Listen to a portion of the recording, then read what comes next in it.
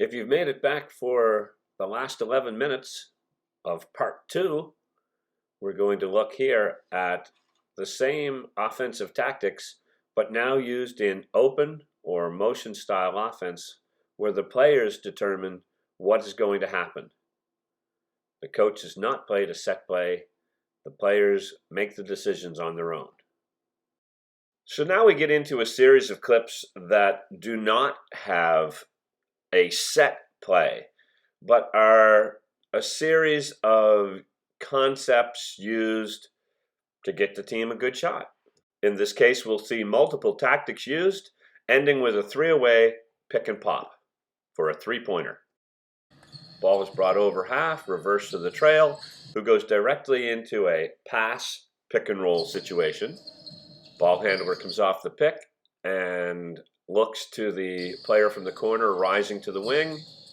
Pass and screen away. Not a very good screen. And now the player in the corner steps up for a pick and pop out situation in a 3-away, so there is no help and an easy open shot. In rewatching this, let's watch number 11 and this side. Don't watch the ball. We've had one exchange, 11 and 12. And now we're about to have the second exchange, 11 and 12, and immediately a third exchange with 11 and 12. That keeps the offside defense busy so they can't concentrate on what's happening with the ball. This next tactic is commonly used in women's basketball. It's when a defender goes under a pick that we immediately will set a second pick. This way it allows the ball handler to get closer and have a better chance at just shooting the ball. So here's the ball coming up over half. The ball handler has called out the pick and roll. We can see here the defender is going to go under the pick. So all that 24 does is pivot and repick. And look now, the shooter is right up on the three-point arc getting an open shot. Here, after the pass handoff, we'll see another pick and repick when the defender goes underneath.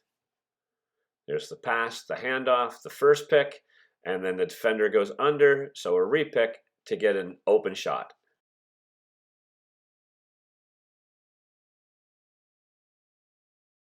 Here's another clip where spacing and multiple pick and roll concepts are used before getting a shot.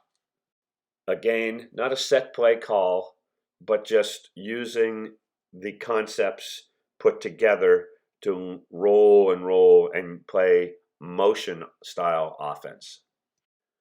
Here we have the ball being brought up over half, and a weak pick and roll scenario could possibly have been an offensive foul by the roller there.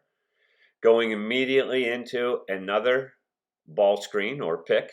But here the defense is going to hedge hard, actually blitz it or double team, which leaves the roller who pops out wide open. She's just a little slow reacting. You can see she has a great lane to attack. She gives the defense time to recover. Not one of the team's best ball handlers. She gets little from her first pivot, uses 3 dribbles. The last dribble definitely gets her in trouble. Doesn't give herself chance to pivot away from the defenders. Her perimeter player is moving around into her V or in the attack shack mode, but because she took her third dribble, the help defender is able to get her hands on the ball, and a wide open shot for the perimeter player is a simple pass out. But the pass goes out, and we have a pass pick and roll set up immediately. The ball handler attacks, throws it back outside, open shot. Offensive rebound, and now in these games only a 14-second shot clock. You can see at the top it's down to 12 already. So they go immediately into a pick and roll, a baseline drive to the drift player, who unfortunately is a little too close, should be outside the 3, but she's going to look to make the hockey assist, the second pass, to a wide open shooter. And so they get a wide open shot, 2 seconds left on the shot clock. Number of things to point out with this outside shot. First, the shooter shooting with her foot just slightly over the three-point arc, which is really a taboo mistake. She doesn't get a good step up into the shot. You can see her valgus knee, inward knee bend, which is always a concern. So all of these come from her shot preparation, her movement before receiving the ball. And so while they do get a shot off, it's probably not with their best or better outside shooter, someone that's not really comfortable with that shot. Here's another sequence with multiple pick and roll concepts, but it ends with a sweep pivot into a pull-up jump shot. The ball's been pushed down to the wing area, and we have a reversal to the trail. Watch the communication now. The trail identifies that she wants to make a dribble handoff, and they do. They go immediately into a quick pass and sprint handoff. Turn that into a pick and roll while the other players space. Ball handler penetrates and throws it out. Now the next pass, watch the sweep here. Sweep and drive, sees the help, so pulls up and shoots. Let's take a slow motion look at the sweep part of this shot. But notice that it's actually a rejected pick and roll. 18 has the ball and makes the pass down deeper and immediately is going to set up for the pick and roll. But the defender in red comes a little high, gets out of position, setting up the perfect opportunity to sweep. Number 11 could definitely have gotten lower, got more out of her pivot, definitely didn't need the second dribble because she could have read and gone to the step and hop, but she takes her dribble, sees the help coming, and so then pulls up and hits a bit of a tougher shot as she drifts off towards the baseline. But still a great move to sweep and attack the basket, pull up when she saw the help, and shoot. Here's another clip with multiple pick and roll concepts. Ball over half, dribble handoff, right into a pick and pop. Passed off, pass pick and roll, pull up jump shot. Here we'll have a dribble handoff into a rejected pick and roll. Ball coming over half. The ball handler has called something out. It's going to be a dribble handoff. There's the pick coming, but she rejects it as the defender goes high. Has a great chance, but travels. Here's another open shot from a pick and roll, and the player reading the defender.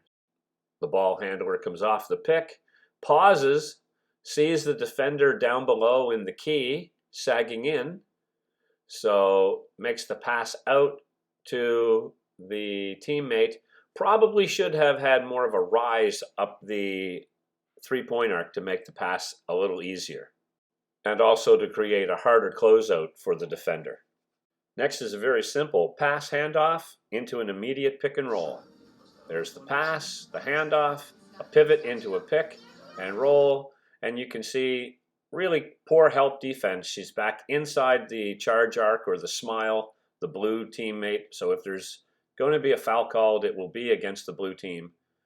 She should have been stepping up more to take away that roll.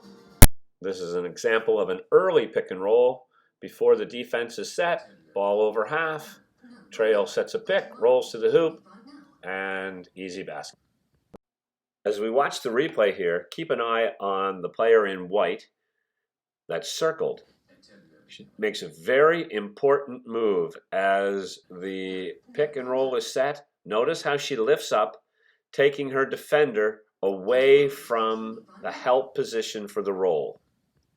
Here's a great example of the attack shack principle and then the pass out and the next pass or second pass or hockey assist pass to lead to an open shot.